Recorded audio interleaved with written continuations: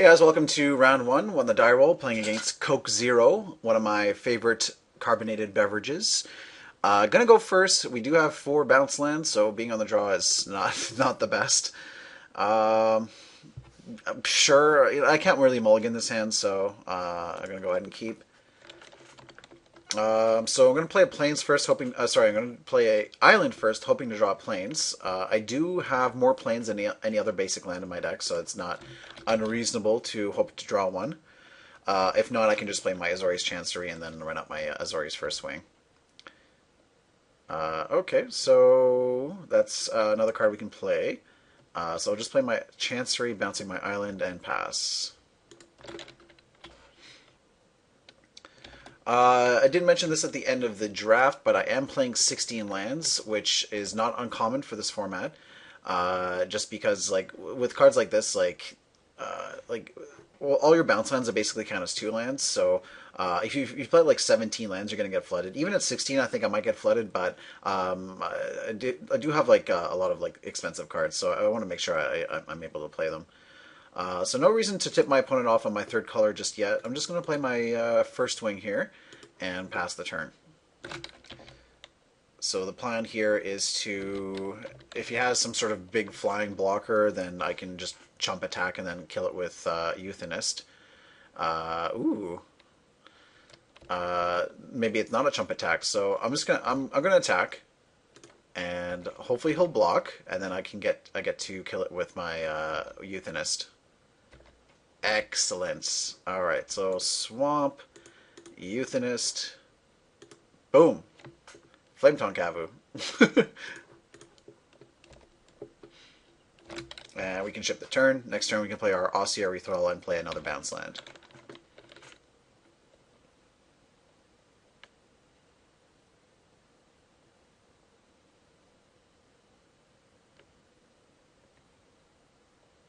So this is a pretty good start for my sketchy deck. Got to kill a wee Dragonauts basically for free. And it looks like our opponent is the Rug deck. I mean, he's playing Dimir Signet, which I have to assume is off color. He could also be playing four colors, you never know.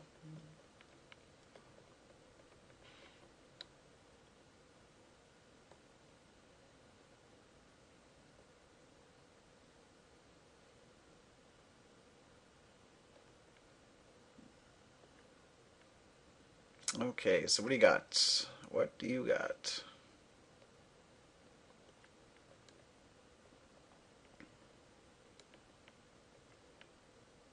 Okay, that's fine. Also fine.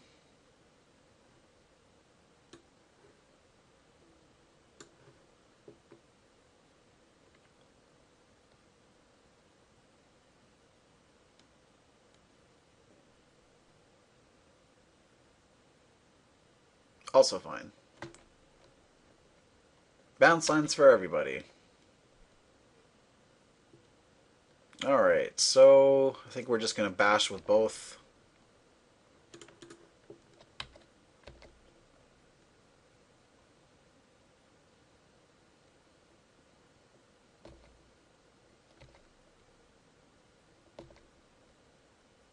He does get to draw a card, but I'm not all that upset about it.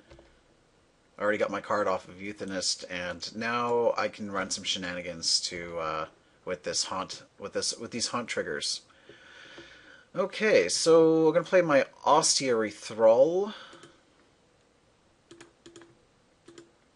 and that's gonna make it hard for him to really attack me, since I've now cleared his whole board.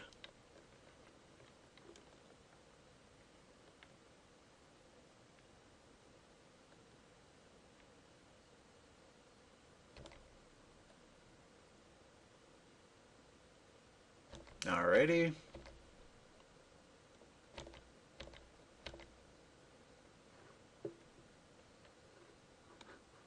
So here we can play our Guardian of the Guild Pact, which attacks through most creatures quite well, and leave up mana to tap down his Snapping Drake.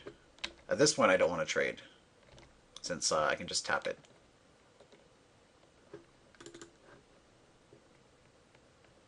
Haunt is kind of a It's kind of a weird ability. It's hard to get used to. It's hard really to take like full advantage of it too. All right, so he has a giant monster. We're just going to tap a snapping drake.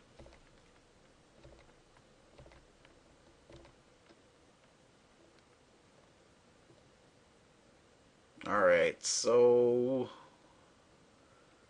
pretty sure we're going to be tapping a 6/6. And since we can't block with Guardian of the Guild Pact on a Snapping Drake, we might as well just attack for 4. So I think that's what we're going to do here. I could also block his Shambler, but he can just give it trample and attack me for still get in for 3. So this way I'm still taking the same amount of damage, but I'm attacking for 4 rather than 2.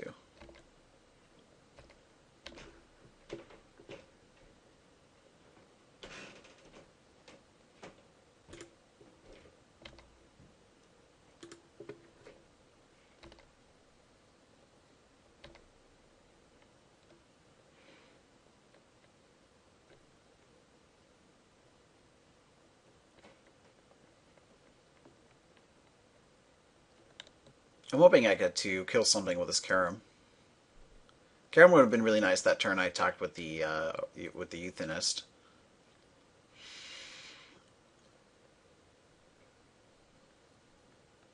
This looks like something huge.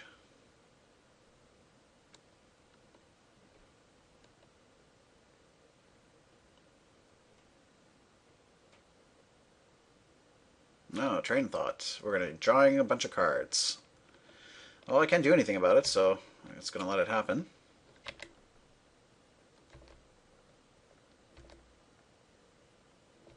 Unless he has something else to play, he's going to have to discard. No, he can play a land. So let's tap his Shambler. We're taking 3, but we're cracking back for 4. Or are we?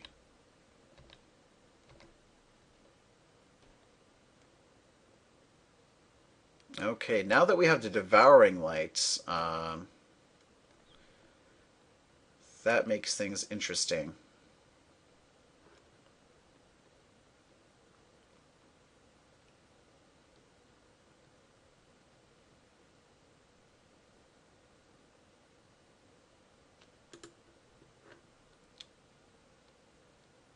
So what I could do is attack with my first wing and Karam onto his Shambler, let them trade, and then the Haunt trigger will resolve, and I'll be able to kill both of his creatures. So basically I'm trading a Karam and a first wing for a Snapping Drake and a Shambler, and I get to draw a card. So I'm ahead in that particular exchange. And then I still have my Guardian of the Guild Pact to attack with, and I still have an Austere Thrall to tap his biggest threat. And I still have a Devouring Light to take out whatever else he plays. So I think I like it. I think I'm gonna do it. So let's get in there.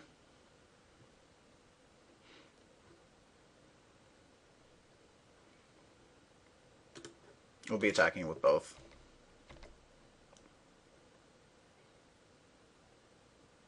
Okay, so he took the bait. We're going to first, we want to make sure we have the proper targets here. Next target creature, we dealt with another target. Okay, so let's do it like so. And like so. Tap like so.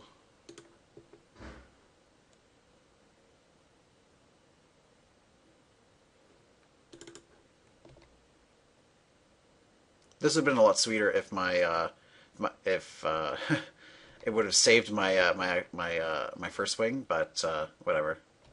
I'll take it. Okay, I guess we just passed the turn.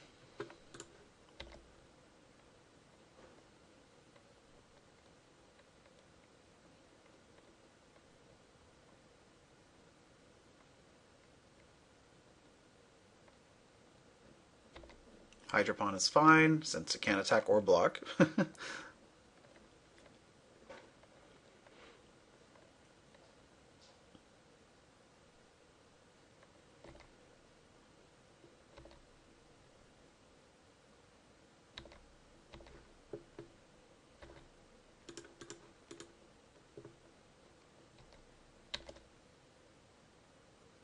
Equinaut. That'll be pretty good if I ever draw an enchantment. So let's just attack with my Guardian of the Guild Pact. Guardian of the Guild Pact is so good. Alright, so I want to make sure I leave up planes, so we're just going to play our Equinaut like so.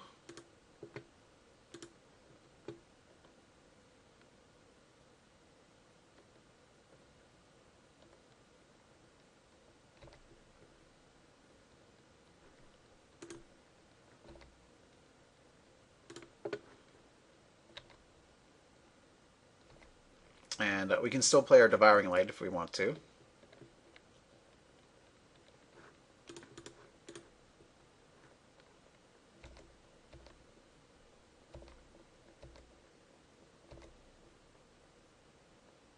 Oh, GG, Flight of Fancy. Don't mind if I do. So we're going to put it on our free win Equinaut, and we can just kill his Minister of Impediments.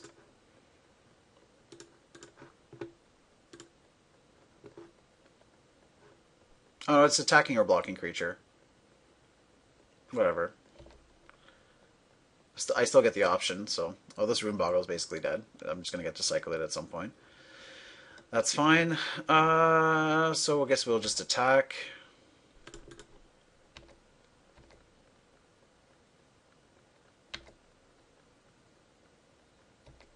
He's got 5 cards in hand, so, I mean, must have something.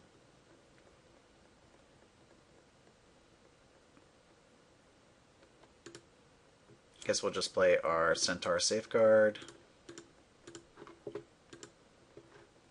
And ship the turn. Convolute. Yeah, that's totally fine.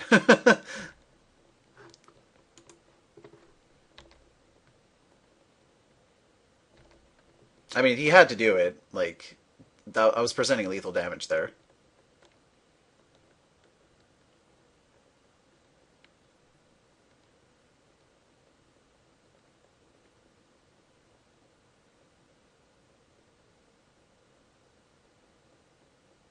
I still have lethal damage in play. It just required me to attack with my Austere Thrall. So if he doesn't do anything this turn, I mean, that's probably what I'll end up doing, but I have to assume he's going to play something. He's got 5 cards in hand. He has to have something. Wrecking Ball. Yeah, that's fine.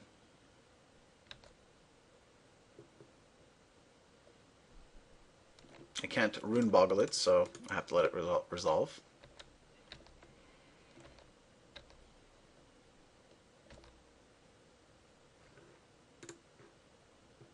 Okay, and we'll just keep getting in there with the Guardian.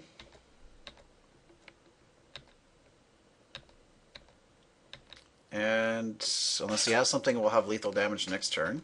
I mean, I have to assume he has either Removal Spiral or a blocker. So I don't think we'll end up actually killing him next turn. Okay, well, I guess I'll just Rune Boggle it. I mean, I'm never going to counter anything with this Rune Boggle, so I might as well cycle it.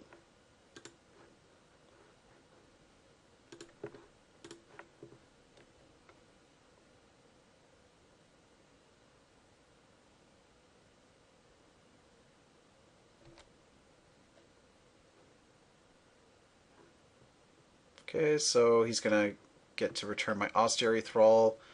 I guess I'll tap his Minister of Impediments.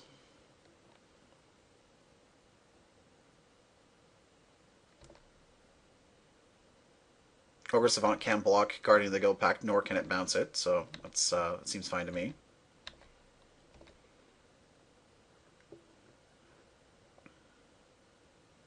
Okay, so let's get in there.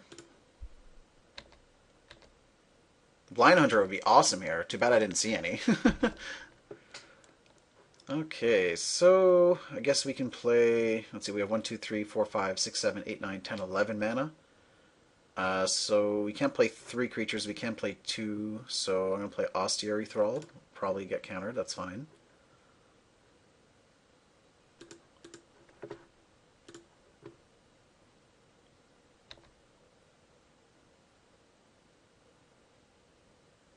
And I'm also going to play Undercity Shade since that's another creature he can't block.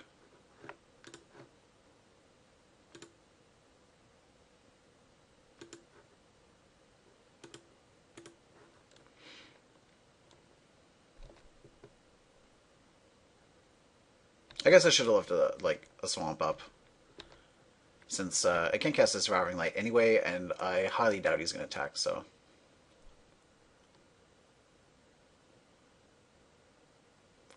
Yeah, so I now have 2 lethal attackers that he can't block, so yeah, we won. Alright, we'll see you guys next game.